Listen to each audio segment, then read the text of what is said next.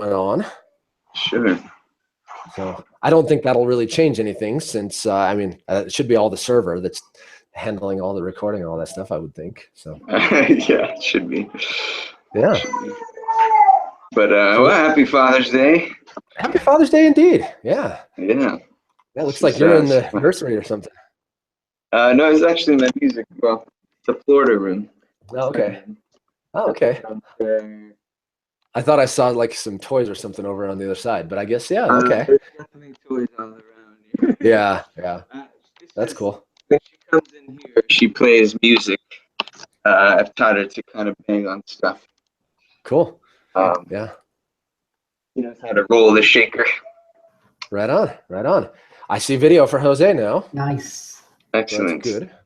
Yeah. No, I don't. No, I'm just kidding. Yeah, I had to put my shirt back on, dude. So you want to see the shirt off, you have to pay. Oh, yeah. Hey, Good hey. strategy. There you go. Highly illegal. Yes. What's up? Right So on. it's highly illegal. Happy Father's Day as well to you, Jose. Oh, yeah. Same to you, Daryl. Same to you, Dave. Happy Father's Day. Happy Father's Day indeed. All dads here. Mm-hmm. Yeah. Yes, Yeah. we can get the time off because it's Father's Day. We can do what we want today, right? Yeah, that's right. That's In right. theory, at least. Yeah. Yeah. I'm probably gonna go to the zoo. Fathers get in for free Oh. as a promotion and see some imprisoned animals. Yeah. Yeah. And then I don't know. Someone told us that the animals get really hot during the day because it's so sunny. That if you don't go in the morning, that they all kind of are hiding in the middle of the day. But we'll see about that. Stands to reason. Yeah. It's probably not the most pleasant time for you there either, especially in Florida. I'm sure it's oppressively. It's getting Yeah. really humid and hot at the moment because it's raining a lot as well. So I like it when it rains. It's nice excuse to stay indoors. Yeah. You're in the Miami area, right? I was thinking it's what you said. Is that right? Yeah. Yeah. Okay. South Miami, which is like, Miami, pretty much Miami. Yeah. Okay. I did recall that correctly. Yeah. Yeah, absolutely. I'm going to Denver, July 4th to the 18th. Well, Denver That's a long trip. Centennial. Yeah, I'm probably gonna work a few days out of the Denver office there. Is the whole family coming this time? My wife and my daughter. We're gonna go visit my sister-in-law who lives there. So yeah, that's who you stayed with last time, right? Yeah, we'll stay in Centennial. Cool. At their house. Awesome. So looking forward to that. Cool. Well, we should hook up and actually play racquetball this time. Yeah, I was just thinking maybe we'll play racquetball. I won't pick a day where you're actually playing racquetball with your buddy. Well, I'll make sure not to injure my calf this time. Oh, that too. Yeah. Actually, you know what? I can't play because I had surgery a couple of weeks ago, an anal fistulaotomy. That sounds awful. I had an abscess that grew near my anus, and so they had to drain it, and then I had it 2 years ago, but I never got the fistula fixed, which is a canal that forms if your skin doesn't heal together. And so they went in, they had to cut a little bit of the sphincter because he couldn't find the fistula. So yeah, it's kind of chances are that's not as bad as it sounds, but it sounds pretty bad. It sounds crazy because it's an anal fistula, like it's got some bad connotations there. Yeah. That never occurred to me, not at all. But I'm healing. Yeah. So how long is the recovery on that? It's actually around 6 weeks. I mean, the next day you're fine. You can walk around and stuff. It's just that you can't do heavy lifting, no extraneous activities. But even so, even right now, even though it's been a couple of weeks, I feel normal, but it's a slight little pain. It's just not really. There's still stitches probably. It's still a sensitive area. I can't be running around. I don't think. Wow. Well, I'm sorry to hear that. That's pretty rough. But it's just something. I think it's caused from.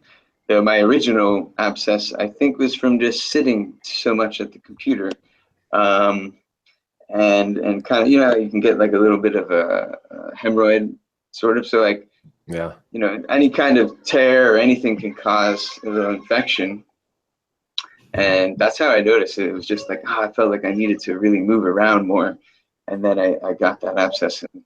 And then recently, I wasn't really moving around again. You know, I have a stand-up desk at work, but I just wasn't using it. Oh, really? And yeah.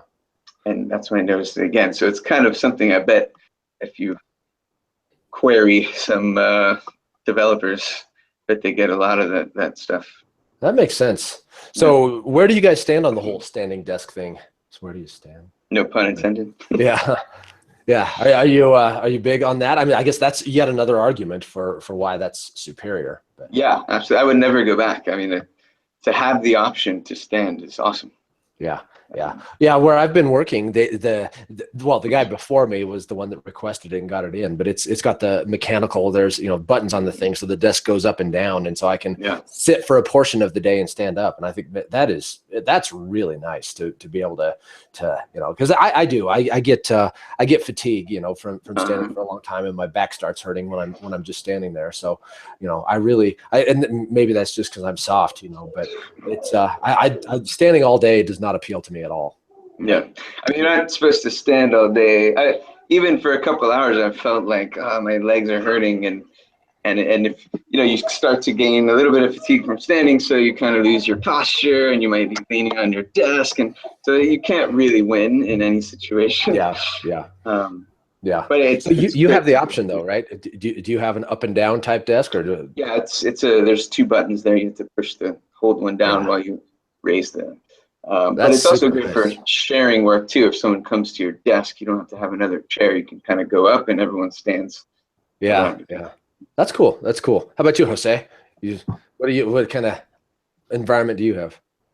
I had also a standing desk, and before that, I never had a standing desk, and I'm definitely a convert to standing desk. Having the option to stand up or sit down as the day goes by, it's huge, as you guys already discussed it. Now I'm in the market, I guess, to get a standing desk of my own for home purposes. It's just once again, once you try it once, you can't go back to regular desk and sitting all day.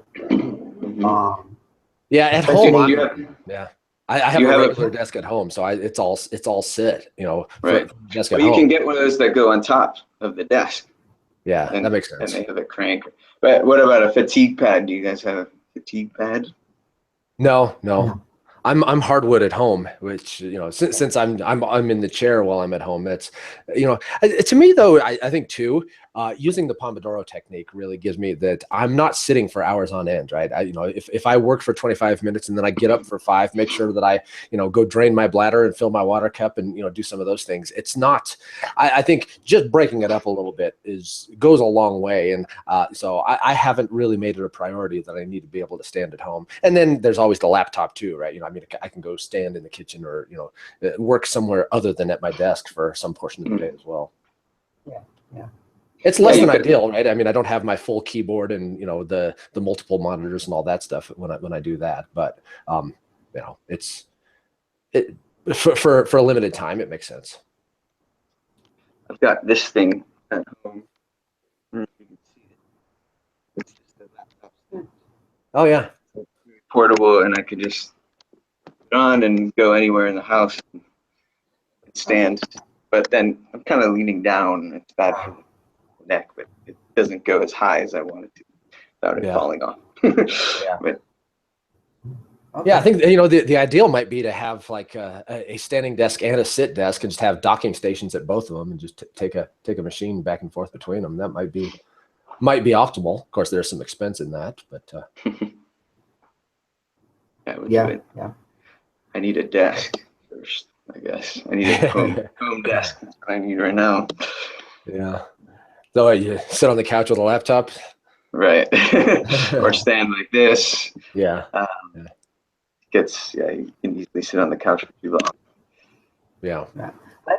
Talking about the couch and the laptop, I can never do that. Like I find that terribly uncomfortable. Well, Well, the heat from the laptop, I think, is the big barrier for me. I mean, I can do it. It does cause you to kind of hunch up, and you're looking down, and it's not ideal for your neck and all of that. But I can live with that. But the heat, right? And I mean, it makes me sweat to have a machine sitting on my lap, and then it's kind of it's it's more psychological than anything. But I think about the fact that it's heating up my testicles, which is probably not ideal for for your health and hormone production and all of those kinds of things. The radiation right on your balls. Yeah, absolutely. Yeah.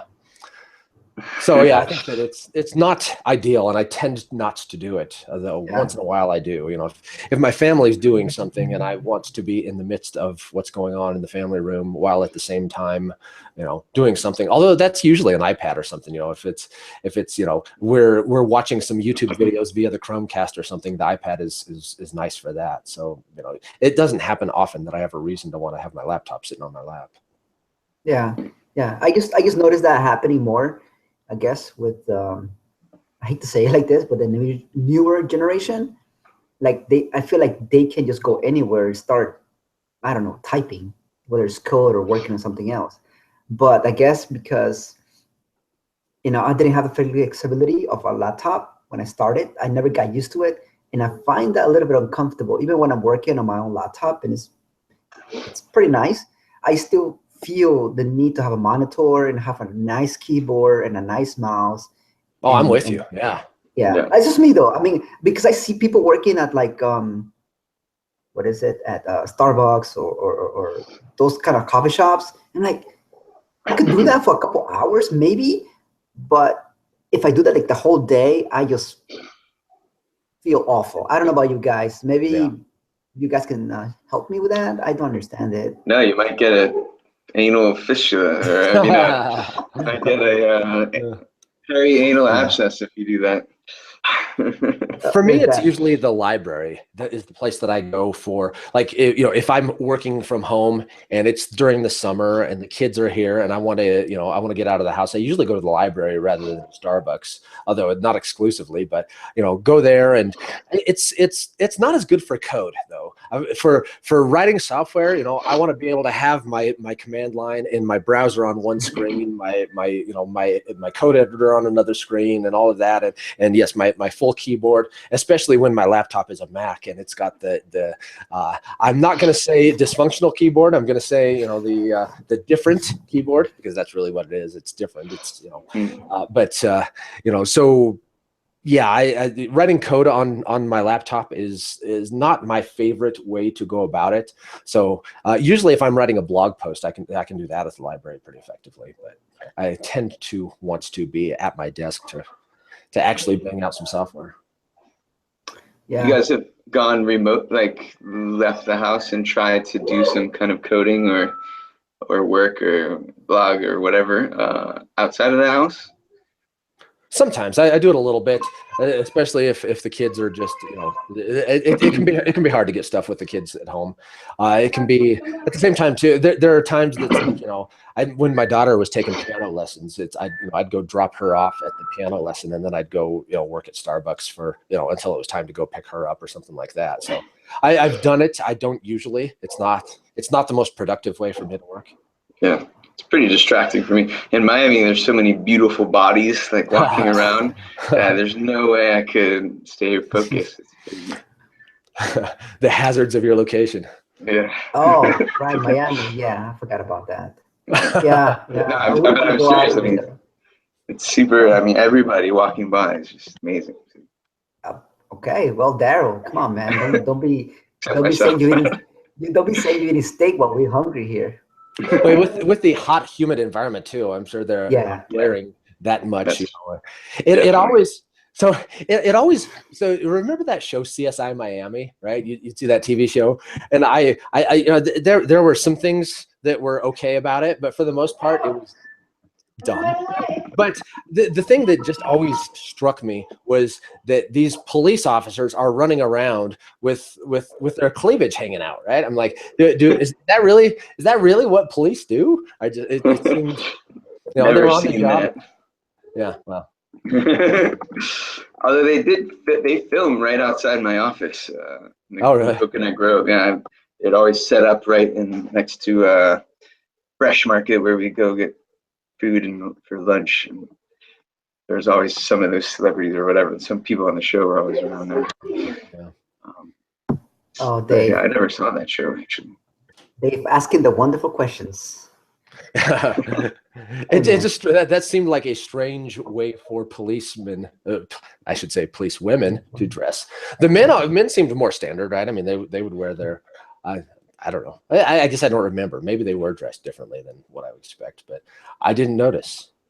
That's I guess that's typical, but that's fine. Yeah, if you're undercover, maybe, I don't know.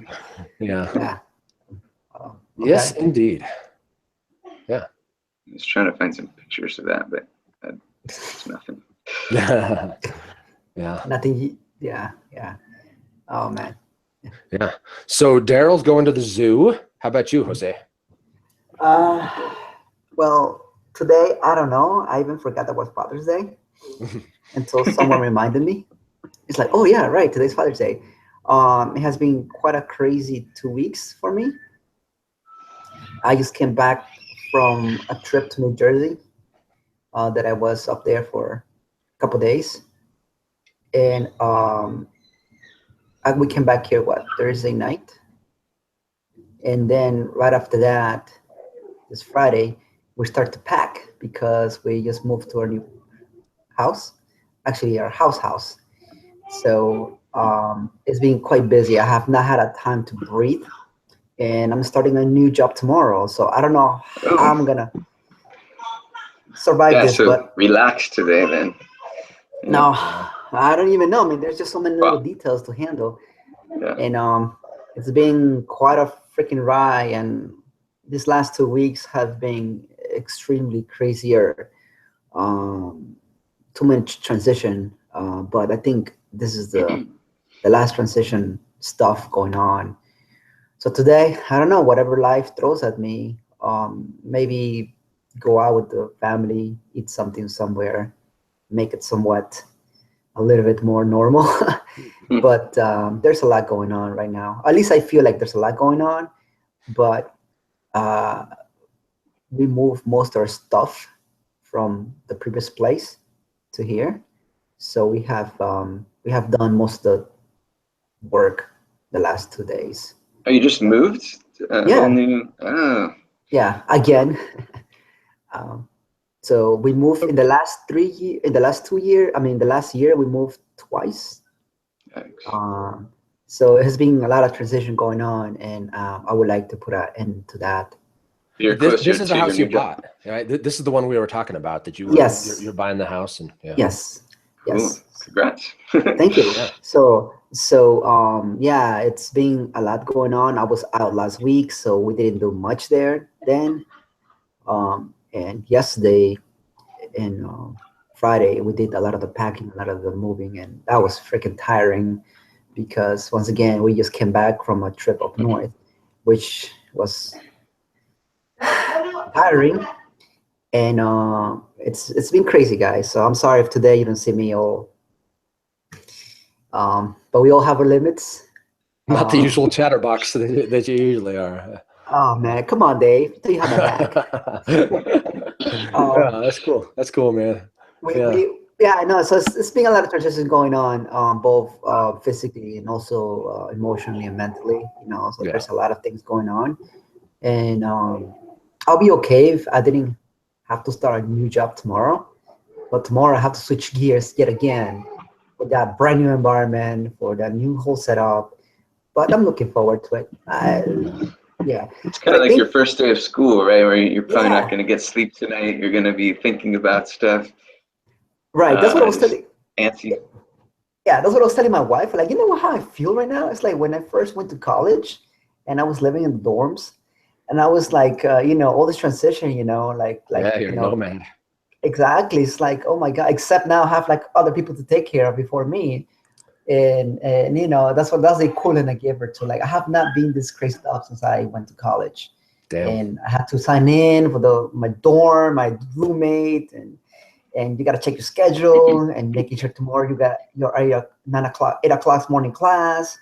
All this stuff is just, but it will take, we'll get there. We'll get there. Yeah. But Dave, to answer your question, I think this is a good test. The real question here, the real deal here is that I have not run that much lately. Mm. And the last time I ran was on Tuesday. And I have not run since then. And I think it's finally starting to affect me. Yeah. Little by little, it's starting to creep in, like I'm getting more lazy, I'm sleeping more, I'm eating really, really bad. And it's just starting to creep. Those things go hand in hand, man. That's totally. So, just to test the theory, what if I stop for a little while? Yeah, it does make a huge difference. Yeah. So I think that's what is affecting me the most, because even my wife called me on that this morning. She was like, "Why are you so sluggish this morning? Like, what's going on? Didn't you drink tea?" I'm like, "Yeah, I already finished the first batch." She's like, "Yeah, you know what you need." I'm like, "Yeah, I know what I need." So I was gonna go this morning, but she's like, "No, don't go this morning. Save it for tomorrow. So tomorrow, your first day at work, you make a good impression. So you're gonna be pumped up more to go into the office and make the first good step." So I don't know. Anybody watching this? Yeah, not being in shape makes a huge difference. It does. It does. And it snowballs too, right? You linked the not running with the diet, and it's totally right. I mean, you relax in one way, and there it goes. Everything snowballs. Yeah. Well, how close are you to the new job? Could you run there? Do they have showers or anything there? No. That's one thing I used to do before, actually, when I was in the city a couple years ago. I used to go to the gym literally across the street, but it used to take so long just to get change and do the whole ritual and shower and everything. By the time I went back, it was like an hour and change. Yeah, do your hair, get your makeup all together. Yeah, man. You know it, Dave. I gotta stay pretty for you, man. So, it took a while. So it was not working out. So that's why I decided to just run in the mornings, get endorphin fix in the morning, rather than the middle of the day. That's the best what I found that it works for me. But nowhere near right here where I live. I would not recommend running all over the place because there's no sidewalks in some streets. So I wouldn't recommend it one bit. They could have a treadmill standing desk, right? You just like working. You could run. I know you guys like to multitask as much as possible, and I get that. That's cool. I know Dave. It's he likes to listen to his podcast and go at three times speed. Dave. 3 times speed. That's right. Yeah. And I give you he's crazy, right? I give you kudos to that. I can't do it. I cannot do treadmill. I try that, and it's not for me. I try to listen to not music in my earphones, and it's when I'm running, and it's not just for me. I guess I just like to actually enjoy the moment of when I'm running. Just enjoy that time, my breathing, how I'm feeling, just actually enjoy the trip rather than the end result. Enjoy the trip itself. That's what I'm finding out that I enjoy quite a bit. So that's why I try not to do too many things at once, and I just focus on the one thing that I'm doing at the given time. Does that make sense? Yeah, totally. Being in the moment. And if, running is something completely different for you than it is for me, right? We've talked before about how, if I'm running just to run, then my mind is just going through the calculations the whole time of what percentage of the way done am I? And, but for you, it's meditative, right? It's a place that you go to clear your mind and do some of those things. And if you were trying to do something else while doing that, then it would lose a lot of the benefit. And, I also, running without going anywhere, treadmills, that drives me nuts. I think I may have shared my blog post that I've written before with you that is kind of my training for the body post where I talked about, what does it mean to be fit and fitness and what are your goals and all of this stuff. And I had a whole section in it about wasting energy, right? That so much of the emphasis of what people put into their exercise is how many calories did you spend, right? And to me, that emphasis is basically, the idea of digging ditches just to fill them back in again. It's pointless work. The idea is just to waste your energy rather than to put it to productive use. And I think it's a pointless. I mean, if the point is to get some health benefit from it, okay. I mean, there's something to that, but you can get a health benefit while also doing something else, right? One of my favorite activities that I've been doing lately is just jump on the trampoline with the kids, right? And that is such a bonding experience and a fun time, and super tiring, right? Oh, yeah. It makes me sweat like a pig too. Yeah. So. Yeah, you just gotta find what is best for you guys. I mean, really, I didn't even know I was gonna enjoy this much. Just running. Like you, Dave, you're counting. When am I going to get back? Right. For me, it's just like, how far can I push myself this time around? I don't think about the distance as much. I just think about, let's go around the block, or let's go around the next block and come back home. Yeah. That's what I think. I don't think about the distance or the time, really. Because as we already talked about this. I never really set out with any goal in mind. The whole being goalless mentality. Yeah, I like that. I like that attitude. Yeah. Yeah, it's just like no goal. I'm just gonna go today, and if I'm feeling good, I'm gonna go literally that extra block around the neighborhood and come back home. That's it. Yeah. That's as far as I take it, and that has taken me even further. Like I said, pushing myself to do crazy distances for me in my mind than I never thought possible. And to each his own, right? I mean, I wish I had an area for a trampoline, and put it up, but I don't. So whatever works for you, I suppose. Yeah. Well, that's what basketball does for me, right? I mean, I go out on the basketball court and kind of forget that anything else in the world exists, and it becomes I ultimately, does it really matter if the ball goes in this hoop against this versus this hoop and that stuff? I mean, in the grand scheme of things, it is a very minuscule thing in the course of my life. But at the same time, when I get on that court and it becomes this, how do I stop this guy from getting around me, and moving my feet to stay in front of somebody who's a lot quicker than I am, right? And trying to to match my athleticism with somebody, especially when it's somebody who I don't match well athletically, right? I love playing against the little guys, because those are the guys that can run circles around me, right? And I'm trying to keep my feet moving enough to stay in front of somebody like that. It's it calls me to do that thing, right? To push myself further than I think I can. And it's great, and I walk into the gym not thinking, hey, I'm going to play for 2 hours or an hour and a half or whatever it is. I play till I feel like I'm done playing.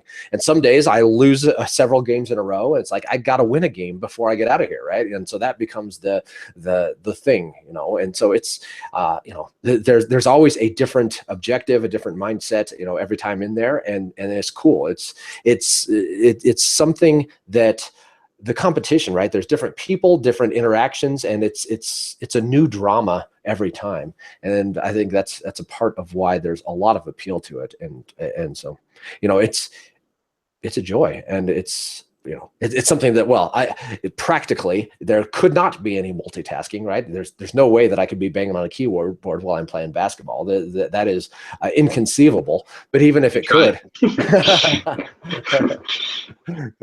even if I could, though, I mean, it would lose its draw if I had my mind on something else. Absolutely. Yeah. Yeah. No, so that's the reason. Like I said, we all have to find what works best for us. For me, I didn't know, and like I said, it could be running. It could be another sport, right? I mean, I just haven't given it a chance. But if I give it a chance, if I find some sport with a group bunch of people, right? Go to a rec center or something, and I'm gonna be like, hey, I'm gonna do this instead of running, because I find more value out of this than just playing or bouldering running. So. Yeah. You just have to find what's best for you, really. And if you, like you said, Dave, that the real deal is, hey, I'm not going to be here for 2 hours or 3 hours. I'm going to be here as long as I want.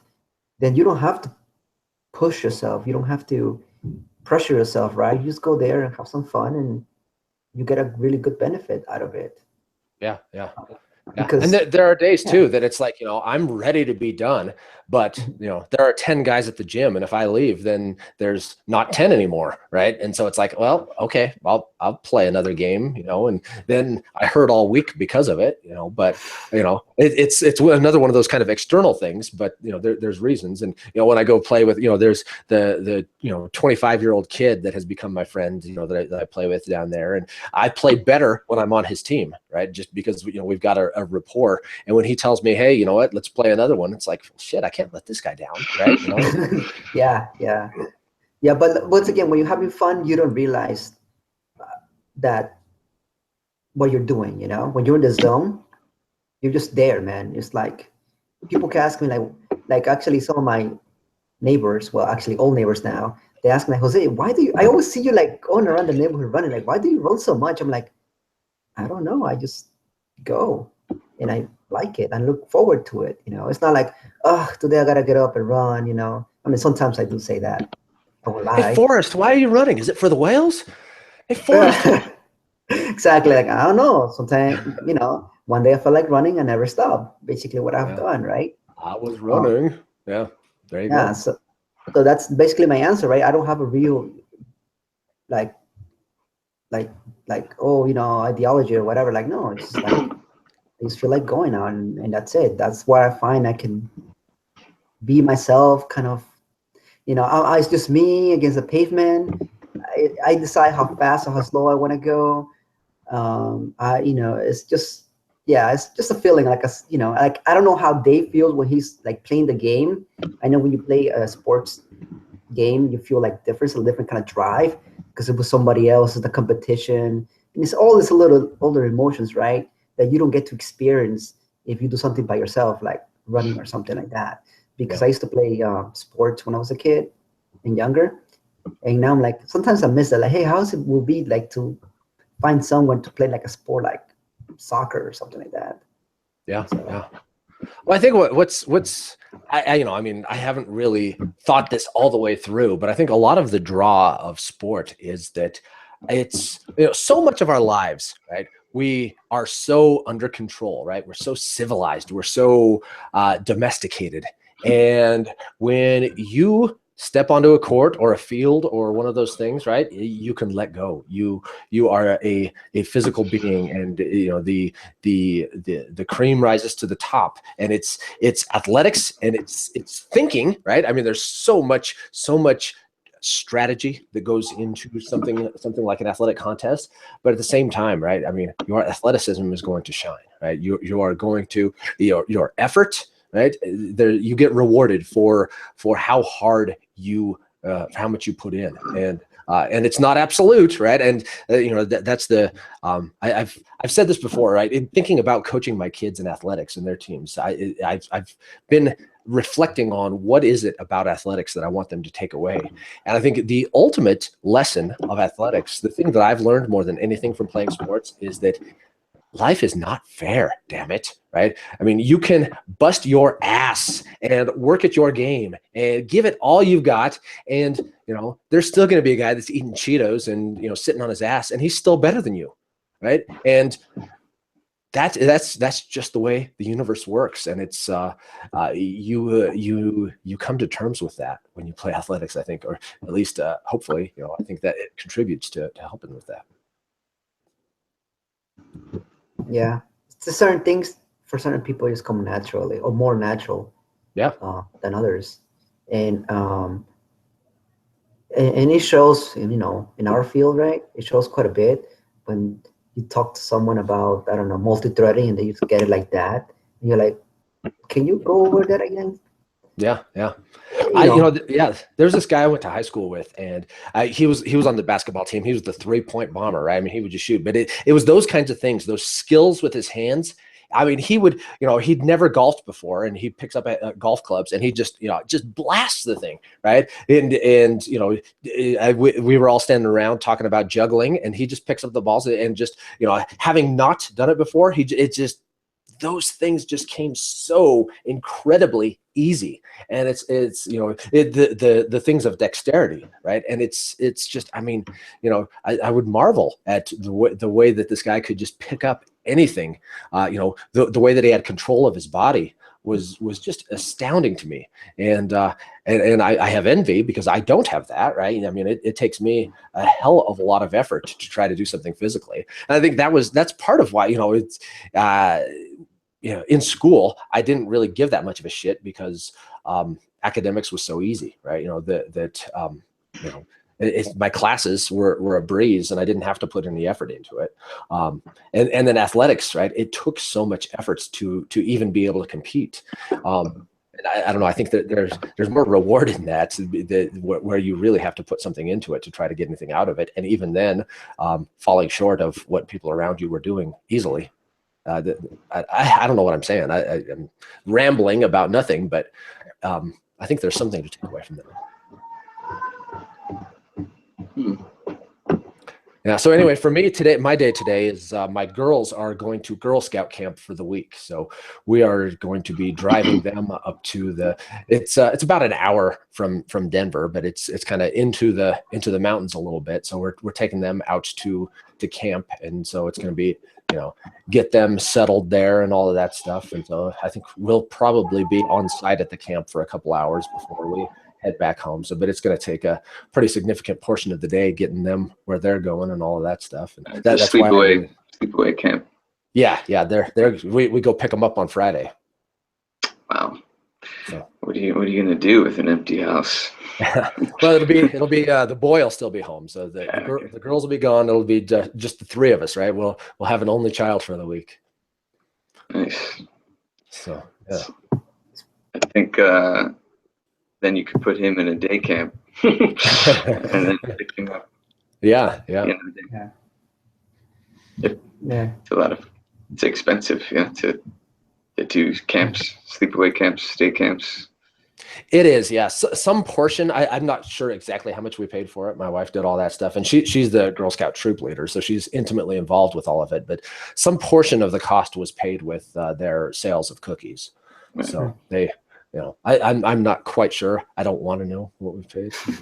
Yeah. I know that a hell of a lot of effort went into selling the cookies, and I don't think they probably got nearly. Well, they practically sell themselves. To an extent, that's true. Yeah. But as they've gotten a little bit older, I think that becomes less the case, right? The little ones are the ones that everybody wants to buy the cookies from. But, I guess I'll put that in. Yeah, talking about camps and whatnot, how expensive they are. I mean, some of them are great, right? They add some really good value and whatnot, but they are super expensive. And I've been talking to my wife about these situations, especially as the boys get older. Darryl, you have a couple of years, man, so you're good. But Dave knows what I'm talking about. Because now I'm in this spot where it will be cheaper for us to send my boys basically for a good portion of the summer, if not most of the summer, back home, so they can spend some time with her, than be here going to like a 2 or 1 week camp. Money wise will make more sense, and also the lessons I'm gonna teach them is, hey, dudes, enjoy what you have like now. Enjoy what even if it's not as much, so you might think it's not as much, keeps you kind of grounded. That's what I want to teach them. Like we're talking about with Dave, right? Like, what do you want to take out of this? Because those are the things that I feel like no camp can teach you, or no book can really tell you how it is until you experience it or you see it yourself. And that has been what has kept me grounded. So every time I wanted to fly, I would take a trip back home to remind me like where I've been, what is there, what is not there, and just appreciate the stuff that I have. Like now, even though like I'm pretty bored and need more, it's like, no, I have a lot. Let me be a little more grateful and just, keep you a little grounded. That's what I'm trying to teach them too. Because you can easily get lost in this whole buy this, buy that, go here, go there. And I don't know. What do you guys think about that? Balance, man. Yeah. Is it something you can teach though, I wonder? Hmm. Or is it something that they just have an epiphany one day about? I remember thinking about that. I was more influenced by my brother's actions, and he was into eating well, you know, and whole foods and yoga and all this other stuff. But I was more influenced by the behavior and the actions more so than taught. I feel like, um, yeah, I don't know. Yeah. Set an example, I guess, is the first thing, right? You know, being appreciating the things that you have, right? Gratitude is one of the things you were really talking about there. But I don't know. I mean, experiences over possessions, I think, is a good way to look at things as far as you know, kind of relating to the principles. But I don't know. Possessions are nice too, right? I mean, it's good to have nice stuff and all of that, and you know, getting lost in it is certainly a possibility. But I think you can get lost on the other side too, right? In disavowing possessions. So I don't know. Yeah, traveling in general is always something that gives you a more worldly perspective.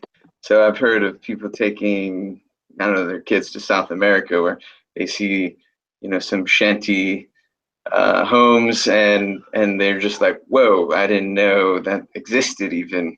Um, and then their kids are just for a small period of time and motivated by that. But you know, it's very easy to get right back into materialistic uh, capitalism. I think it would, yeah, it would be wonderful, really, to take the kids someplace else and live for some significant amount of time. And I think I don't think it's something I could ever convince my wife that we should do. But I think it would be a really neat experience to, you know, just go live in some land that is not the USA and you know, get some different experience. I think that would be absolutely awesome. Go to the boonies. The Yeah, boonies. Well, that's the yeah, yeah. Well, I came here to this country, you know, like I said, about 25 years ago or so. So I know the world's bigger than what it is, and that's what I like. You know, I'm an explorer, and that's what we try to teach them to be an explorer, explorers, and to not settle for what you see right before your eyes, to wonder, hey, what's beyond that road? What's beyond? What's around the corner? Kind of thing. You know, it might be Yeah. good. You know, what I mean, not so good, but kind of like, you know, um, just have the spirit, you know, of let's find out. And I Yeah. think we have taught them that already. Once again, by us moving down here, right, to North Carolina, they were able to see that you know, the world was much bigger than where they were for so many years. And actually, the funny thing is that we were up there, right? And they were wondering, like, "Hey, Dad, hey, Mom, when are we gonna go back home? Like, we already missed our stuff, because it's a total different lifestyle. Now we see it. Now being here for almost a year and going back up there, like, what the hell? This sucks. Let's go back to where we, you know, where we are today. That's what we validated, that we made a positive move. Hmm. I don't know about the right move. You know, that's a kind of a, you know, right. but we made a better move, a positive move in regards to the lifestyle, and not just for us, but for them too as well. So it was just funny how they like, can we go back to our home already? We miss our home, you know, we missed this and that. And it was interesting to see that a year ago they were a little bit, you know, homesick, and now they were homesick from being up there, not the other way around. So that's what I want to teach them, right? That the world is much bigger than what they currently see. Not used to read it or visit it, but actually live it, experience it, and they make their own judgments about it. I mean, later on, if they say, "Oh, you know, where you live today, that sucks and it's boring. Let me go back to the hustle and bustle of the city." I'm like, kid, at this stage, you can do what you want. You can work wherever you want. Have fun. It's your adventure. It's not mine anymore. Go do it. Go crazy. Maybe in 10, 15 years, you'll say, the city sucks and I want to go back to the suburbs. That's totally up to you, my friend. Because all I'm trying to do is show you that there are options, that there are differences. And it's up to you to make that call. What do you want to do with your life? Yeah. Did you see Moana? I didn't. Newer Disney movie. I mean, that was the really the whole message of the thing, right? You know, that her father was kind of keeping her and the whole tribe from exploring off the island because of the danger, and that he had some traumatic experiences with exploring too far, and the danger, and all of the downside that there is to being an explorer. And it was kind of the story of breaking out of this and learning to embrace the adventurer that she was, and for the whole tribe, and the adventurous spirit of their ancestors that was suppressed because dad was scared of everything. And I think you might really appreciate that movie. I didn't see it. I know the family saw it one day when I was out. I forgot where. And they saw it, so I'm sure they got the message pretty well. Yeah. And I mean, that's what I like so far about what we have done, because this last 2 years, we have done a lot of traveling for both business and pleasure. So they have gotten themselves used to traveling quite a bit, sleeping on the floors, not knowing where tomorrow we're gonna stop sleeping. Actually, we do usually it's a hotel or somewhere else.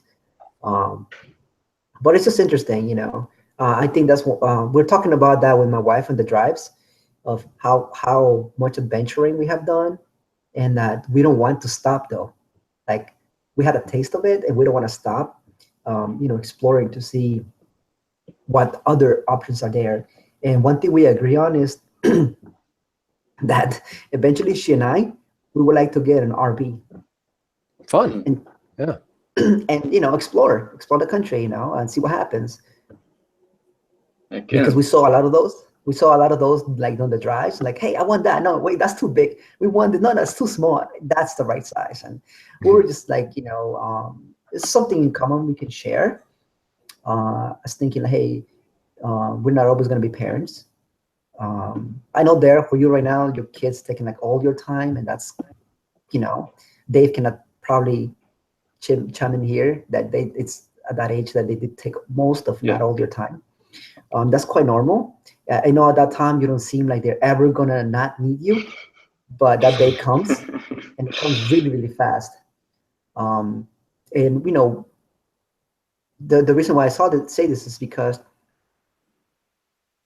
I'd met my wife when her brothers were like 7 and 3 or 4 or something like that. Wow. And today they're taller than me. They have the deep voice. One of them is 22. Now he drives on car. The other one is going to be a senior next year in high school. And he has his girlfriend. I'm like, wait a minute, you were a little dude, man. What do you mean you have a girlfriend? And it's just like, they're like, man, now that I see them, and I'm talking about, I met them when they were like, barely able to talk, one of them. And it's just scary, but it also put things into perspective, like, hey, my boys are heading that way. Whether I like it or not, whether I'm ready or not, whether whatever else, like, they're heading that way, and it's gonna hit before I even know it. So what I'm trying to say is that this whole parenting thing is just temporary. Yeah, man. Yeah. And your job is to make yourself unneeded, is the ultimate objective in the thing. Yeah. So it's just until you're old. Yeah. Until you're old, and then you need your kids. Yeah. Because I don't want to be like, oh, I'm doing all this for my kids and all that stuff. I mean, that's a great thing mentality, but for me, it's more like, no, one day I'll stop being a full-time dad, and I'll be, occasional dad. Hey, I need money, kind of thing. But until then, things have changed quite a bit. I mean, 5 years ago, my life was completely different from what it is today, and I bet 5 years from now, today, they're going to be totally different challenges and ideologies. So it's just those things that you think are not going to happen, or they're so far into the future, but they just like this, like right now. The reason also why I say it is because the reason I really went up there was because it was a Sweet 16 for one of my cousin's daughters, right? And I remember when she was born. I remember when they first introduced me to her, and she was on their hands, and like, hey, this is my new daughter. I'm like, see, like, dude, she's taller, she's bigger, she's a woman basically. And I'm like, oh my God, like from that little baby to that person, it's like, what the hell? You know, while the transition, yeah, they're completely helpless to independent. It is a miracle and a marvel, and yeah. My oldest had a birthday this week, man. She is 11 now. Holy crap! My daughter is 11, and it freaks me out, right? You know, I mean, her and her friends, right? I mean, they get on their bikes and they go to Dairy Queen, you know, ride their bikes, and they're you know, it happens, and no, but what I'm saying is, I guess here is not to lose track of what really happens, as opposed to wasting time on little things, whether, for example, as developers, what is this framework or that framework is the best. I'm like, we're wasting our time on really, you know, stuff that doesn't count, but we're missing the real thing in life. You know, if you have a family, you know, your family, instead of getting into petty arguments of the internet with trolls. I struggle with that too, because you have to keep up to date with so much, especially when you have a lot of responsibilities at your job. So balancing that with your family is impossible. And it's almost like it should be easier. Our jobs should be easier, or technology should be easier. We're all going to look back, you know, later in our life and say, wow, all those frameworks I used didn't even exist. I spent all that time, you know, learning that. And where is that now? It's just gone in my history. And then your kids are older, right? They're independent at that point. So yeah. I can't imagine that. Yeah. Development has a lot to learn, right? I mean, we all have those things that are trying to keep up, right? But other stuff does too. I mean, I don't know, like being a CEO, right? I mean, those guys work nonstop, and it's essentially the same thing. I don't think it's necessarily all, well, I guess it is too. I mean, they're learning a lot of stuff, and you know, how to deal with organizational whatever, right? And it's the same thing, right? You know, I mean, is running your, you know, spending 80 hours a week running your organization and make Mexican fisherman, right? You know, I mean, it's that's why I think I've been reflecting lately on it, and because I've been pretty set back by some of the responsibilities I'm having at work, and it's getting a little bit daunting. And I'm thinking, but you know, let's make this fun, and it's a challenge, and then it's all about experiencing experiences with people. Like literally, you're still just working with people as much as you think you're working with technology, right? So if you can look back and think for the past 10 years what experiences stood out, and you can't really grab onto anything, then you're probably not living it up to what the potential could be with your job or your, you know, there should be like fun things. I'm trying to bring more fun, like kindergarten fun, into the workplace, you know, like I don't know, drawing and you know, but at least it's like focused on the work, you know. I want to do that more. You know, as you say that, and I kind of my initial gut reaction, the first thoughts that come to mind if I reflect on my 10 years of work is the late nights where shit was blowing up, right? You know, the frantic effort of trying to bring a site back up, or you know, figure out how to restore the database back up, or you know, the messages that were lost in a message queue, that stuff. Those are the things that come immediately to mind. If I'm thinking about the experiences that stand out in my career, that stuff, you know, the times that things went horribly wrong come, you know, flooding into my consciousness. Yeah, the traumatic experiences stand out. Yeah, definitely. It's I mean, I didn't mean this to turn to self-reflective things. It's just that, you know, once again, I've been personally through I feel a lot of transition lately, and it just makes me question a lot of you know, what I do, what I'm doing, where I want to go, because a lot of people are always like, where do I want to go next, but they don't even know where they stand today. And that sucks, because, you know, it's like first of all, you don't know where you want to go, and second of all, you don't want to know where you're in the map. So you're not helping yourself in that regard. And I feel like I'm doing the same. I'm like, okay, where do I want to go from here? You know, in all aspects, professionally and personally. Yeah, yeah. And it's like, well, okay, where am I today? And also important, what path have I traveled so far? Like you were saying, Dave, right? You know, it sounds like you're resetting the map, having a new job tomorrow. So the map is cleared, and we'll see. We'll see. I don't want to make any presumptions on that. I'm gonna take it as it comes, and just kind of roll with the punches in that regard. And then we'll see what happens. You know. But yeah, just I just want to know, got your thoughts. If I'm the only one thinking about these situations or these topics, or if they have crossed your minds as well.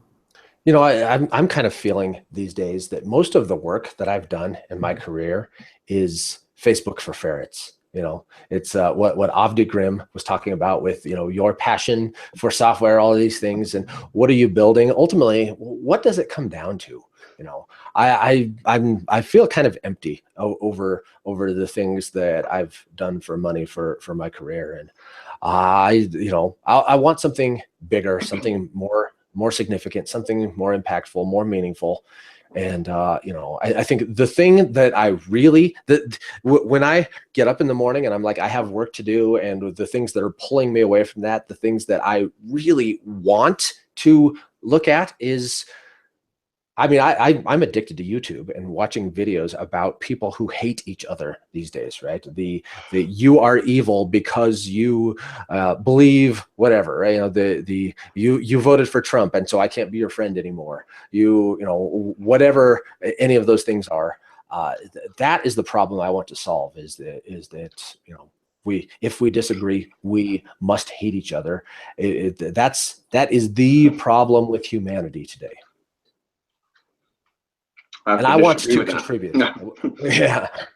I want to contribute to solving that problem in some way. And that is the thing that is you know. What if you built an online, you know, real-time chat debate platform where random people can go in and just debate stuff, and it's all live, and then you can subscribe to them, the topics. Like Twitter. Yeah, exactly. Twitter. That's what it has turned into at times. But yeah, no, I see what you're saying, Dave. I also feel starting to feel the same way. Like, what I'd rather be doing, you know. I forgot exactly who said it. Maybe I read it in Eric's book, The Developer's Homogeny, when he was saying, like, you know, there's always that person who has that I'd rather be fishing mug. So if that's what you'd rather be doing, why in the hell are you here? Yeah. You know? So it you know, it kind of hits. It's like, you know, it's also too like I don't want to be a dolphin. Sometimes I want to be doing other stuff. You know, not related to the technology or development. Hell, not even related sometimes to my family. Sometimes I just want to get away from it all and want to be just me. Take all the hats. You know, all the whatever hats I have to wear, right? And just be me, you know. Like, if I want to go to the library and read like freaking manga all day, why the hell not? Who's stopping me from doing that? That's me, right? Like Dave wants to look at videos of people fighting. Well, I want to read manga. Why the hell not? Yeah. But you know, to each his own, right? I mean, some people rather go fishing. Some people rather go, I don't know, right? Rock climbing or whatever. But it's just things, right? Yeah, I always have the perspective of we are tiny nothingness compared to what's in the universe. And as much as we want to draw meaning to our behavior and what we're doing day to day, ultimately you can always draw on this perspective that nothing matters. And so if you want to just watch TV all day long and for the rest of your life, ultimately nothing is impacted in the grand scheme of things. In fact, we might even just be a blip in time, and there might even been a human race before us that existed millions, billions of years ago, and they died out for all we know, right? So kind of the perspective I take a lot of. Yeah. To justify not doing what you want to do, or to justify what you want to do, actually. Yeah. I don't know. It's finding some balance between you are completely insignificant versus, Facebook for ferrets is the thing that humanity needs, right? I mean, there's got to be a middle ground where you can have some motivation to try to do good, but not get caught in delusions of grandeur about what it is. Question for you guys. As for developers, right? Do you think sometimes we put too much weight on our meaning to our jobs? Yeah, no question. Yeah. Like we're trying to find our meaning, our purpose, or whatever you want to call it, in the workplace, in the delivery itself, in the Facebook for ferrets. Isn't that our responsibility though at the end of the day? Because we're putting our well-being, if you want to call it that, outside of us. Yeah. That's why criticism of your code is taken so personally, right? We see it as our contribution, as our, as ourself. Yeah, it's an extension of yourself. Yeah. Yeah. I'm just wondering if I'm only the one seeing this or this question, not from others, but for myself included there, right? And I want to know how their developers feel about it. And it's just one thing that has been playing my mind again and again because I made that mistake. And my wife actually brought it up to me, right? Once again, we've been together for a while and she has caught a lot of the patterns that I have done. And that's what she has told me. Like, your problem is you're trying to find meaning in what you're doing for a company and for a place and down to the day-to-day contributions, as we were talking about, right? In this case, code. And she asked me why, and I did not have an answer for her. Are you saying that it could just be a day job in a sense, and maybe your contribution is very little, and you're trying to somehow draw meaning out of something that probably won't ever have a big contribution? Or I think that's a bit of the gist of the idealist archetype in Eric's book, right? You are expecting rewards from your organization that are just not realistic, that are not there. And but it's possible to draw meaning from your work. It is, but I don't know, if you're a cog in the machine for some company, I don't know, but I don't like working for big companies because my impact is not that much on ultimately what they're doing. But I don't know. Well, that's why I was saying to lean toward the people you're with versus that product or the output, right? Go for the outcome, not the output, right? And try to find the impact. And that's gonna have more meaning than any kind of just code on a screen, in some kind of form that you've created that people are typing shit into. Well, what I think about now is that I'm doing a bunch of build automation and stuff for a team, right? And if the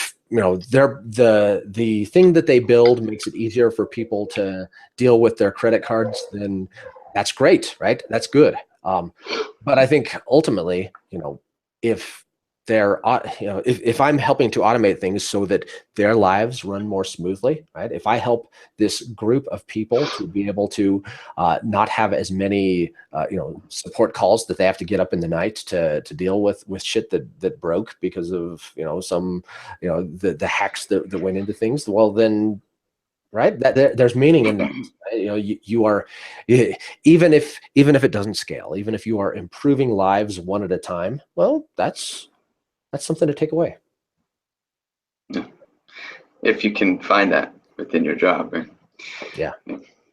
I think she was pointing to me out that sometimes I tend to have like the mentality of all or nothing kind of Are you waterfall? Yeah. No, I'm just kidding. No. What I'm saying is, it's like, Pope. She was like, once again, we had this trip, right? We had a lot of time to talk. We usually have a lot of talks when we drive. It's not like she goes into her world, looking at her phone or her book or whatever. We don't do that. We usually try to keep each other kind of awake during the boring trips, or boring parts of the trip, rather than just dozing off. And we had all these conversations, and she was asking me all these questions that otherwise I would not ask myself. From that perspective, because it's always good to see things from outside your bubble, I say, because others will see things that you don't see or you don't want to see, and that's always good, to have that perspective as well. So she was asking me all these questions, and we were going all these topics on, and just kind of make me wonder, make me think, kind of reflect a little bit.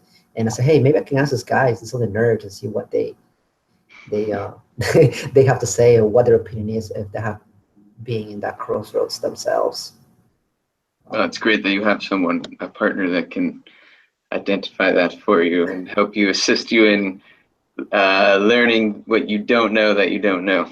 We keep each other in check. Once again, we've been together now for 14 years. So we were basically kids when we first started going out, and we have seen the growth that we both made as people. And it's just after a while you catch, when you were together with someone for that long, you're just like, dude, are you seriously like this, or do you want to get better? Yeah. So and that's it. I'm not saying it's perfect, and by no means it is. Nothing is. But sometimes I ask those questions, right? I'm like, hey, listen, I've been thinking about this. What do you think? And that's when those questions come about. It's especially nice to get a female perspective on these things, right? Because as much as it has become unpopular in the world to say that there are differences between men and women, it is the truth that there are differences. And, evolution has programmed us in certain ways to have different priorities and different predilections. And, as much as I am for equal opportunity for people of different genders, we have different emphases. And it is not uniquely male, but it is more male to look at my method of providing as being tied to the meaning of my existence. And it's, you hear a different perspective from somebody who is, who has a different evolutionary a setup, right? That natural selection has led to males to have a different outlook on what it is that they do for a living. And, getting that perspective of, hey, dude, you're wrapping way too damn much into your, what you're going out of the house to do. Right. Thank you for pointing that out. That's valuable input. Yeah, no, definitely. So it's just one of those things, right? Like that I'm thinking about, but some other days, sometimes you're thinking about, but you need someone else to ask you that question outside of your inner voice. And that's when it just makes more sense to ask yourself internally. Yeah. It hurts. I mean, it hurts. Don't get me wrong. Sometimes I get a little upset, but then when I come back to my senses, like, no, that's let me think about that a little more. Because sometimes the emotional reaction comes way before the logical reaction, and sometimes you have to be able to let it flow. And once the emotion has gone out of your way, then she's like, okay, let me look at this from this perspective now. It's just those things that, like we do here, right? We talk, and sometimes you guys bring out really good topics that I would have never, ever even imagined. So that's why I enjoy talking to other fellow developers, because, we all see things differently. We all have different experiences, right? And I think that's what the value really is. Just sharing those experiences. Yeah. I have to get going. Yeah, I was just thinking it's probably about time too. Yeah. So, yeah. So, all right. Well, good talk, dudes. I'm going to stop the broadcast portion here, and